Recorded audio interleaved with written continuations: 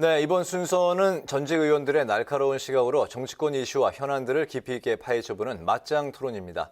오늘도 토론으로 맞짱뜰 두 분, 최민희 전 더불어민주당 의원, 이현주 전 국민의힘 의원 두 분 나오셨습니다. 어서 오십시오. 네, 반갑습니다. 반갑습니다. 오늘 또 커다란 이슈가 있었던 하루였는데요. 제1야당 윤석열호 출범 한 달 만에 좌초했습니다. 윤 후보는 결국 이제 기존 선대위를 오늘 전격 해체했는데 윤 후보의 새로운 선대위 성공할 수 있을지 먼저 윤 후보의 오늘 기자회견 두 분 어떻게 보셨는지 총평을 듣겠습니다.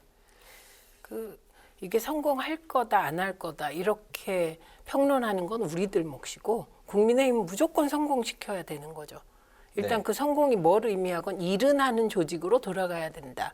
이것이라고 보고 그다음에 이 갈등은 이미 지난번 울산 임시봉합에서 예견된 사태입니다. 그리고 이것은 잘못된 시스템의 반격, 저주 이런 거거든요. 네. 그러니까 이게 늘 후보를 중심으로 개선 조직을 짜야 되는데 머리가 여럿이면 필연적으로 그 조직은 시끄럽게 되어 있는 것이고요. 그래서 지금이라도 후보가 후보 중심의 슬림한 조직을 만들겠다. 이 부분은 저렇게 안 하면 안 되는 상황이라고 네. 봅니다. 근데 저 조직은 필연적으로 비선이 작동할 수밖에 없는 조직입니다. 네, 그래서 예를 들면 권영세 의원 같은 경우는 저분이 친박이에요. 핵심 친박인데 사실 탄핵으로부터 자유로운 그때 국회의원이 아니셨던 걸로 압니다. 네. 그렇기 때문에 그런 의미와 또 검사 출신이니까 아무래도 유유상종 아니겠습니까? 그래서 된 것 같은데 저것도 위기에 처하면 정말 오래 같이 해온 특히 경선을 돌파해온 핵심 조직과 하는 게 정상인데 핵심 조직들이 지금 다 그만둔 거잖아요. 네. 그럼 이건 필연적으로 비선이 작동할 우려가 큰 조직이다 이렇게 봅니다. 이것도 빨리 해결해야 되는 거죠. 소위 윤핵관으로 불렸던 인사들이 계속 비선으로 네, 작동할 수밖에 것이다. 없습니다. 네, 알겠습니다.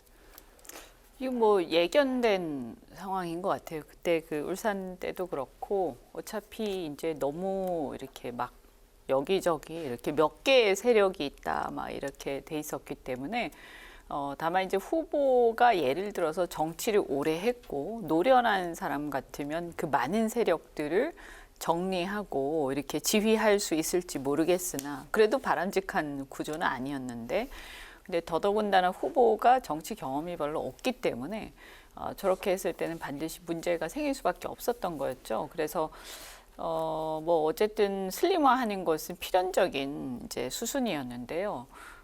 다만 우선 선대위도 중요하지만 이렇게 이제 지지율이 추락하게 된 원인이 뭔지 네. 그거를 정확하게 분석하고 거기에 따른 어떤 그 진단에 따른 대안들, 그 진단에 따른 해법을 추구하는 게 그러니까 선대위 자체가 본질적인 문제는 아니었다고 보거든요. 그래서 선대위는 당연히 슬림화하면서 가야 되지만 그 외에 더 중요한 여러 가지 원인들이 있기 때문에 그걸 해결하는 게 중요할 것이다 이렇게 봅니다.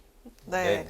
킹메이커로 불리던 김종인 위원장 끝내 합류 33일 만에 윤 후보와 갈라서면서 두 사람의 불안한 동거도 종지부를 찍게 됐습니다. 윤 후보와 김 위원장이 결별을 하게 된 가장 큰 요인 뭐라고 보세요?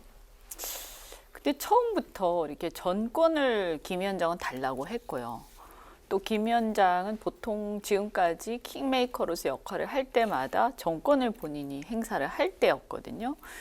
그랬는데 사실 좀 애매했었죠. 정권을 부여받았는지 안 받았는지 이게 애매한 상태에서 이렇게 갔죠. 그래서 네. 윤핵관 얘기들이 나왔던 거고요.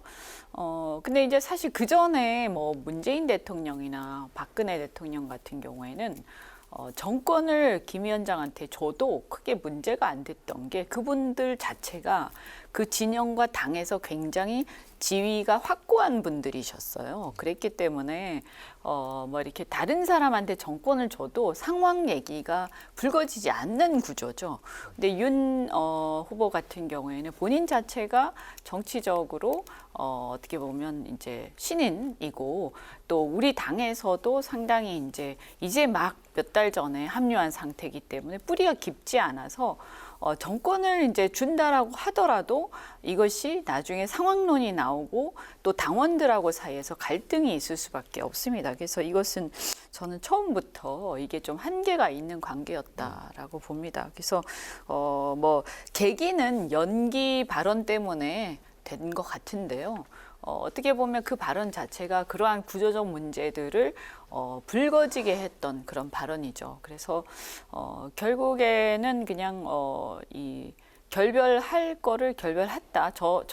저는 개인적으로 좀 더 일찍 서로 정리하는 게 맞았다라고 봅니다. 근데 6개월 전에 그 윤석열 후보 본인 스스로가 그 앞으로 본인은 이제 배우 역할을 하겠다라고 이제 먼저 그 이야기를 했던 적이 있었네요. 그 우선 국민의힘이 맞닥뜨린 문제는 네. 그러니까 후보가 검찰총장 임기 중에 사퇴하고 나왔어요. 그래서 3개월 만에 국민의힘 후보가 됩니다. 그때 윤석열 후보는 국민의힘이 어떻게 보였을까요?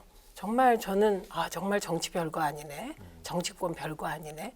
그리고는 지지율 1위를 달렸어요. 한때.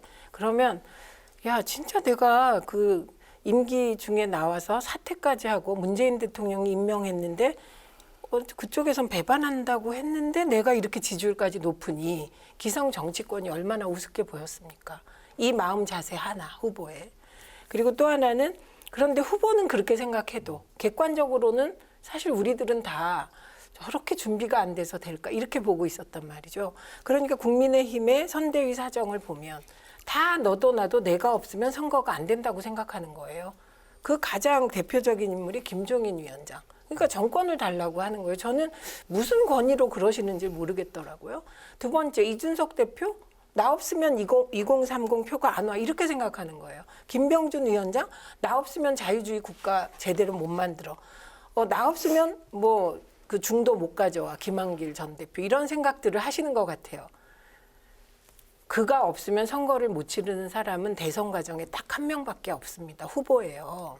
그런데 국민의힘 쪽에는 너무 많은 분들이 내가 없으면 선거 못 치러. 이런 분들이 많았던 거예요. 그게 결정적으로 그 마음이 드러난 게 내가 비서실장을 할 테니, 그러니까 내가 그 상황 노릇 안 할 테니 당신은 연기만 좀 잘해줘라. 내가 다 짜줄게. 이걸 공개적으로 말하게 된 거죠.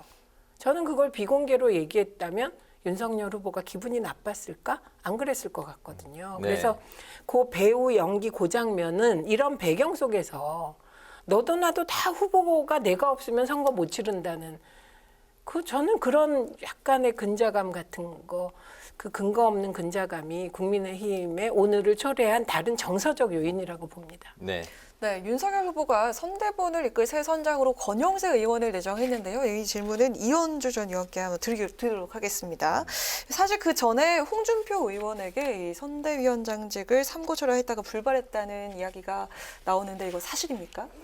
저는 처음 듣는 얘기입니다. 네. 그렇습니까? 네. 그리고 아마 이거 오보라고 홍준표 대표께서 말씀하신 것 같고, 뭐 일각에서 또 그런 이제 외곽에서 그런 얘기들이 자기들끼리 있었는지는 모르겠으나, 예, 제가 알기로는 그런 제안은 없었던 것으로 네. 알고 있습니다. 네. 그리고 일단은 뭐 어쨌든 지금 상황에서는 사실 누가 선대위원장으로 오냐 이런 게 중요한 게 아니고요.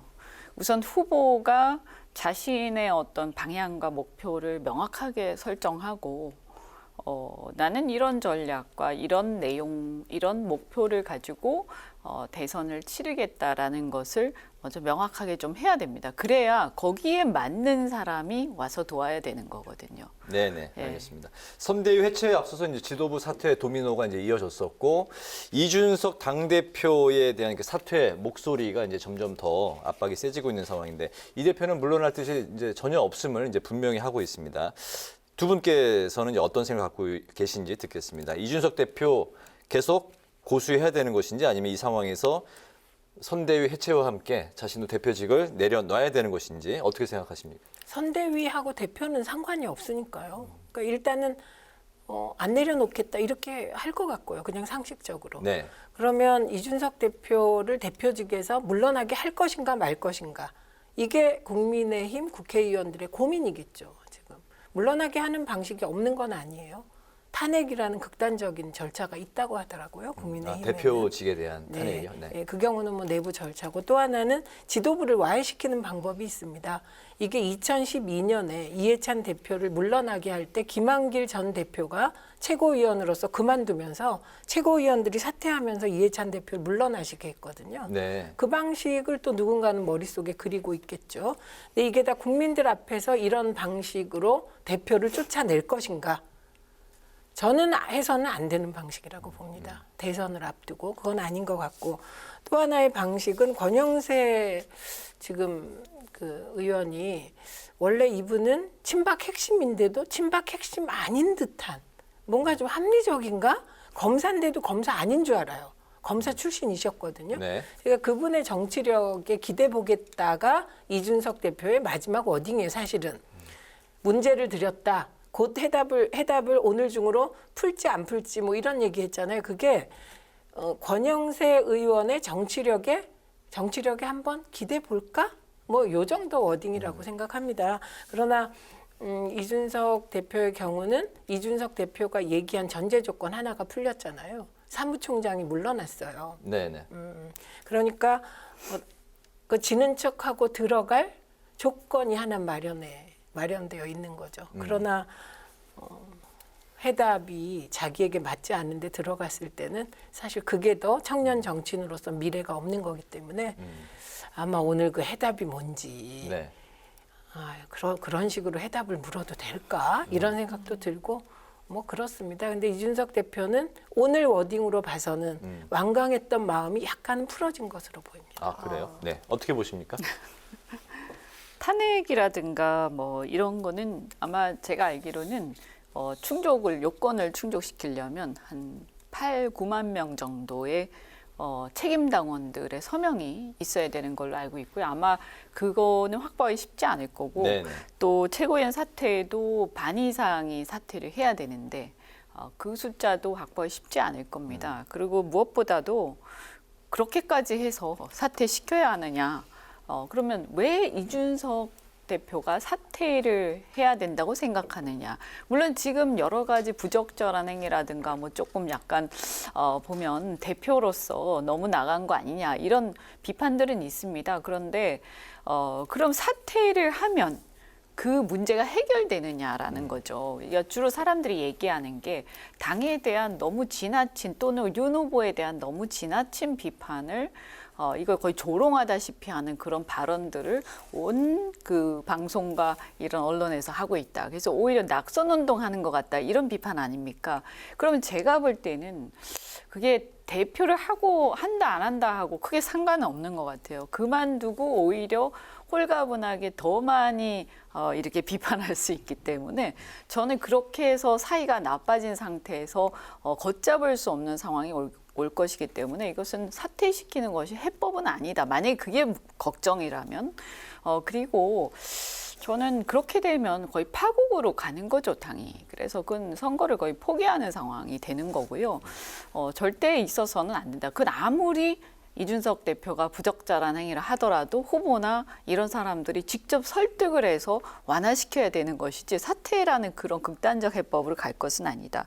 그리고 이것이요. 그러면 도대체 이것이 대선과 관련해서 이준석의 사퇴가 그렇게 결정적으로 뭔가 상황 변화를 갖고 오는 게 아닌데 왜 이준석 사퇴를 요구하는가에 대해서 국민들이 의심할 수가 있습니다. 그래서 자칫 잘못하면 대선은 나중에도 없고 대선 이후에 지방선거에서의 공천권에 대한 싸움으로 비칠 수가 있기 때문에 내부 권력 투쟁으로 국민들이 오해할 수가 있습니다. 그래서 이런 어떤 겉으로 이렇게 공개적인 상황에서 이준석 대표의 사퇴 여부를 자꾸 운운하면서 싸우는 모습은 그것은 앞으로는 하지 않아야 된다 이렇게 생각합니다. 네. 근데 잠시 그럼 참 이상한 일이 벌어지는 거예요. 뭐냐면 지금 국민의힘이 선대위가 해체된 배경이 뭘까요? 그거는 윤석열 후보의 지지율이 크게는 10% 이상, 적게는 7, 8% 떨어졌기 때문이잖아요. 네. 지지율 추락 때문이잖아요. 위기라고 느끼는 건. 그러면 지지율 추락의 원인이라고 얘기되는 게 두 가지예요. 하나가 후보의 내재적 요인, 후보와 김건희 씨 리스크. 요거죠. 그러니까 후보 요인. 다른 하나는 당대표가 당을 뛰쳐나가서 저런 해당 행위를 하는 것. 그래서 저렇게 자기들끼리 싸우는 당에 자기 당도 관리 못하는데 국가 관리를 맡길 수 있겠나. 이것 때문에 지지율이 떨어진 건데 그럼 원인을 제공한 후보와 당대표만 남고 사실은 직접적인 원인 제공도 안 했던 선대위만 해산한 결과가 되니 이게 참 이게 진단과 해법이 맞나? 이런 의문은 당연히 들 것 같은데 왜 기자들은 이런 의문을 안 갖는지 제 그게 참 궁금하네요. 네, 알겠습니다. 네, 윤석열 대선 후보 야권 안팎에서 흘러나오고 있는 후보 교체론 관련해서 질문도 정면으로 맞닥뜨렸습니다. 이에 윤 후보는 이렇게 답을 했습니다.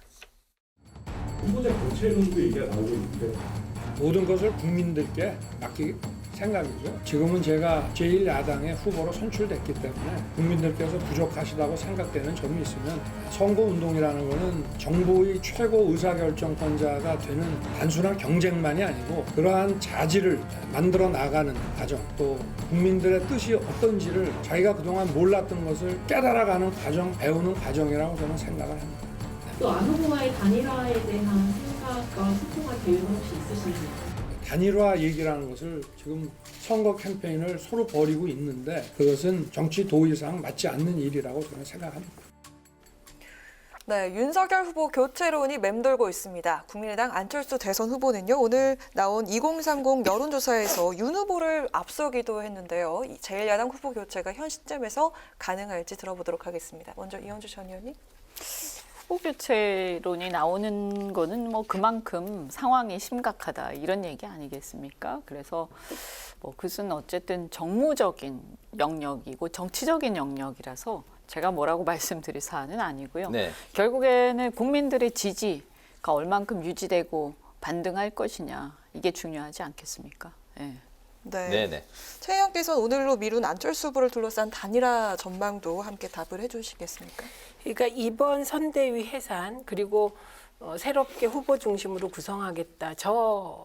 저거는 무슨 시그널을 주냐? 안철수 후보와의 단일화를 상수로 잡고 있구나라는 메시지를 주는 거예요. 그리고 좀 아까 후보 답변도 안 하겠다. 우리가 자력으로 이기겠다. 이게 아니잖아요. 그러니까 국민의 뜻에 따라 결정하겠다요. 지금 후보가 길게 단일화에 대해 답변했잖아요.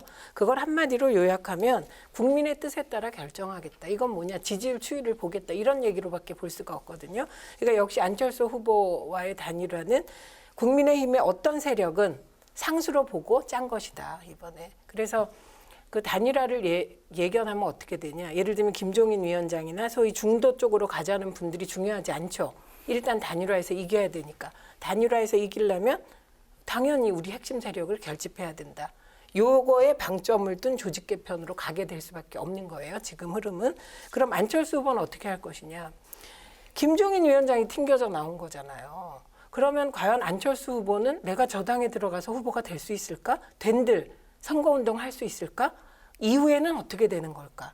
이런 생각을 안 하겠습니까? 그렇기 때문에 우선 첫 단계는 지지율이 15% 되면 안철수 후보는 독자적으로 가고 싶을 것이다. 그런데 지지율이 20%가 넘으면 이건 두 후보가 원하지 않아도 안철수 후보 지지율이 20%가 된다는 건 무슨 뜻이냐. 윤석열 후보 지지율이 10%대 후반이나 20%가 된다는 얘기거든요. 그렇게 되는 거예요. 네네. 그러면 지지자들이 두 사람을 단일화하라고 압박하게 되는 거죠. 그래서 이거는 15%냐 20%냐에 달렸다. 이렇게. 네. 안철수 후보가 실제 오늘 어떤 방송 프로그램에 이제 출연해서 방송에서는 이제 단일화에 부정적인 이야기를 했는데 네. 쉬는 시간에는 어떤 식으로든 단일화를 해야 되지 않겠냐라고 사석에서는 또 그렇게 이야기를 했다고 모 방송인이 방송에 나와서 또 이렇게 같이 프로그램 출연했던 방송인이 그런데 그렇게 이제 이야기를 또 했습니다. 그 단일화 관련해서 잠깐 말씀을 드리면 단일화라는 거는 단일화를 해서 결과가 시너지가 나야 하는 거잖아요. 네. 그런데 지금 상황을 좀 냉정하게 보면 안철수 후보를 지지하는 그 지지세가 갑자기 이렇게 올라간 이유가 뭐냐, 어디서 오고 있느냐라고 했을 때 윤석열 후보의 지지가 빠지면서 이쪽으로 대체제로서 안철수 후보로 이동하고 있는 거예요. 물론 다는 아닙니다만. 네.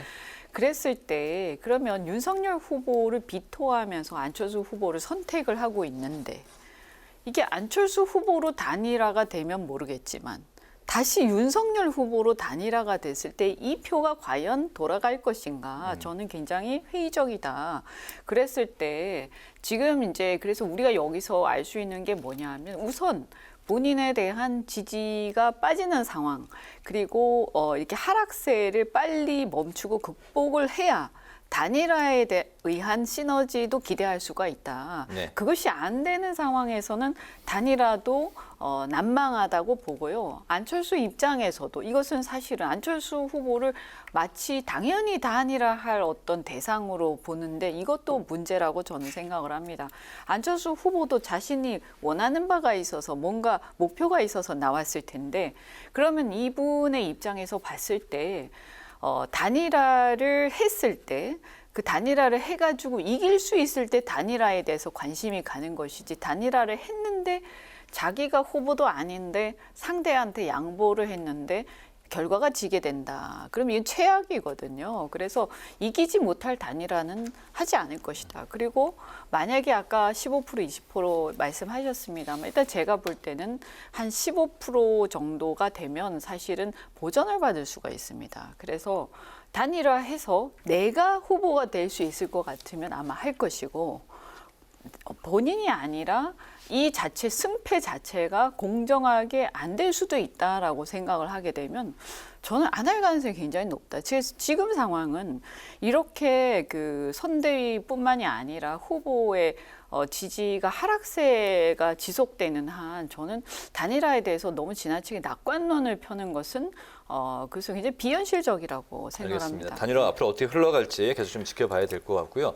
그 국민의힘 상황과 이제 그 대조적으로 오늘 그 여당의 이재명 대선 후보는 이낙연 전 대표와 함께 광주행을 했습니다. 대세로운 굳히기를 노리는 그런 모습인 것 같은데요. 두 분은 어떻게 전망하십니까? 대세론이 되려면 이재명 후보가 42% 3%를 안정적으로 얻어야 됩니다. 네. 그러니까 아직 대세론이라고 보기는 어렵다 이 말씀이고 다만 지난 한 달 동안을 보면 이재명 후보 자신은 데드크로스다. 상대방이 떨어졌다. 나는 안 올랐다고 하지만 그거는 본인이기 때문에 겸손하게 얘기한 것 같고 객관적으로 보면 지난 한 달 이재명 후보는 정말 전심전력을 다해서 많은 걸 이뤘습니다. 네, 그래서 그 지지율이 정말 다져지면서 올라온 그런 상태에서 30% 후반대가 나오고 있거든요. 네. 그렇기 때문에 오늘부로 말씀드리면 데드크로스 50 그리고 골든크로스 50 요 정도로 보는 것이 그게 현실에 가깝다 이렇게 보고 특히 20대, 30대는 뭐 저는 원래 20, 30대를 묵지 마라 이런 주의였어요. 이미 30대는 이재명 후보가 많이 공략했습니다. 뭘로 공략했냐면 소확행 공약으로. 그 소확행 공약이 30대 주부, 30대 학부모를 겨냥한 소확행 공약이 있고 30대 후반을 겨냥한 게 있고 이번에 대박이 난 소위 그 탈모 치료제는 20, 30대뿐만 아니라 40, 50대까지 열광하고 있단 말입니다. 그러니까 이렇게 소확행이라는 그러니까 국민들의 요구가 다양화된 시대에 다양한 의사를 조그맣게 반영하는 이 소확행 공약이 지금 굉장히 성공하고 있는 중이다. 이렇게 볼 수 있어서 30대는 그 소확행 공약으로 그리고 20대의 경우는 정말 애를 썼죠. 뭐 우리가 보기에 뭐 60대 초반의 후보가 거의 60대 다 돼가지고 57살인가 그렇잖아요. 그런데 이 후보가 게임을 잘 알겠나 싶었는데 네. 지식백과 나가서 게임 하는데 저렇게 잘 알았어? 주식을 좀 알까? 그랬더니 3프로 TV 나가서도 저렇게 잘 알았어? 가상화폐? 어머 저렇게 조예가 깊었어? 이런 식으로 내용으로 20대의 마음을 얻어간 거라 일단 넘어온 사람은 잘 안 넘어가는 그런 데다가 얼마나 간절하게 부탁했으면 이낙연 후보가 또 저렇게 아픈 가슴을 안고 나오셨겠습니까? 그러니까 이재명 후보의 골든크로스 50% 이게 이제 인정해야 될 때고 앞으로 남은 과제는 그럼에도 불구하고 대세론은 아니기 때문에 부족한 부분을 더 채워야 되고 무엇보다 주변이 중요하죠. 네. 실수 안 하는 거, 성승세지만 겸손한 아직 거 그게 대세론까지는 중요하다고 아니고. 봅니다. 네, 알겠습니다. 네. 뭐 지금 한 37% 정도인 것 같아요. 이재명 후보의 지지율이 일반적으로. 그래서 아직 40%는 뭐 일부 한두 개 이제 41, 2% 되는 게 있습니다만 제가 볼 때는 40%한 43% 정도, 43, 4 정도 가야 이게 안정적인 네. 상황이고 그렇게 되면 이제 저희가 굉장히 좌절을 해야 되는 그런 상황이죠. 근데 지금은 37% 정도에 머물고 있기 때문에 사실은 아직도 예전보다는 조금 나아졌지만 여전히 뭔가 박스권에 갇혀 있는 상황이에요. 그래서 아직도 이제 국민들 입장에서는 뭔가 두 후보가 다 지금 썩 마음에 들지 않는 부분들이 지금 여전히 있는 거고요. 그래서 이런 상황 속에서는 저는 아까 안철수 후보도 얘기가 있었습니다만 안철수 후보의 지지율이 15%를 돌파를 하게 되면 저는 보수 쪽뿐만이 아니라 관망하고 있던 진보 진영의 지지층에서도 갈 가능성이 이렇게 모일 가능성이 상당히 있다. 그래서 상당히 이것은 앞으로 어떻게 될지는 역동적인 상황이 벌어질 수도 있다라고 봅니다. 네. 네, 이제 마지막 질문인데요. 짧게 한마디씩만 들어보도록 하겠습니다. 이재명 후보가 경제 대통령, 민생 대통령을 부각하고 나섰는데요. 예, 가슴 한편에 고이 접어뒀던 전 국민 재난지원 카드를 다시 꺼내 들었습니다. 이 부분 어떻게 보시는지요? 근데 저 경제 대통령 말씀하실 때 오 말씀하시던데 그거는 뭐 제가 보니까 홍준표 전 대표님의 그 경선 때 나왔던 공약이 거의 그 5천 그렇습니까? 코스피 네. 5천 빼고는 거의 비슷하던데요. 5만 달러 이것도 그렇고. 예, 그래서 이 참 이렇게 뭔가 저작권 좀 이렇게 저작권료 받아야 되는 게 아닌가 하는 생각도 드는데 여하튼 뭐 그건 농담이고요. 전국민 재난지원금 같은 경우에는 이제 사실은 이제 접었잖아요. 그런데 이분이 이제 보니까 계속 생각하고 계셨던 거예요. 근데 지금 상황이 이제 워낙 사람들이 코로나로 인해서 이게 좀 뭐 위드 코로나 될 것 같았는데 안 되고 이게 기약 없는 상황으로 가고 있으니까 이제 굉장히 지금 국민들이 불안해하고 있다. 그런 의미에서 저는 코로나로 인한 피해 이런 것들을 지원하고자 하는 저는 그 마음에 대해서는 상당히 높이 삽니다. 그런데 다만 이제 마찬가지 얘기지만 이 손실보상 문제가 또 있고요. 손실보상이 아마 아무리 많이 해도 이게 부족하는 상황이 될 겁니다. 그래서 우리의 재정은 어쨌든 한계가 있기 때문에 재원은 네. 그래서 조금 더 신중하게 하는 게 좋겠다. 그리고 본인은 비록 어떤 진정성을 가지고 하는 거라고 하더라도 자꾸 이제 말을 이렇게 자꾸 바꾸는 모습들은 그렇게 좋게 보이지 않습니다. 알겠습니다. 네. 좀 짧게 부탁드립니다. 일단 미국이 지금 100만 명 확진자가 오늘 그리고 지금 뭐 영국, 프랑스 다 10만 명 넘어갔습니다. 그러니까 굉장히 심각하죠. 네. 우리나라는 어쨌든 지금 3천 명 이하로 오늘 줄었죠. 어제도 좀 줄고 그러니까 관리가 잘 되고 있긴 한데 이재명 후보도 선 피해 보신 분들 보상하고 그리고 합의가 되면 전 국민께 드려야 되는 상황 아니냐 이런 얘기이기 때문에 뭐 별로고 그다음에 저는 말 바꾸기에 대해서만 한마디 말씀드리면 협치라든가 협상을 하기 위해서는 생각의 일부를 양보해야 되고 말을 바꾸지 않으면 시작이 안 됩니다. 그래서 지금 국민을 지원하자는 이 부분에 대해서는 말 바꾸기로 서로 비난하기 시작하면 김종인 위원장, 윤석열 후보 전부 다 해당되기 때문에 일단 그런 것보단 국민이 원하시는 것을 빠르게 할 수 있는 그런 협상이 시작되길 바랍니다. 네, 알겠습니다. 오늘 맞짱 토론 이제 마칠 시간이 됐는데 오늘은 선대위 해산을 선택한 윤석열 후보 그리고 이재명 후보 정책 행보를 중심으로 지금까지 최민희 전 더불어민주당 의원, 이현주 전 국민의힘 의원 두 분과 함께했습니다. 오늘 말씀 잘 들었습니다. 고맙습니다. 고맙습니다. 네.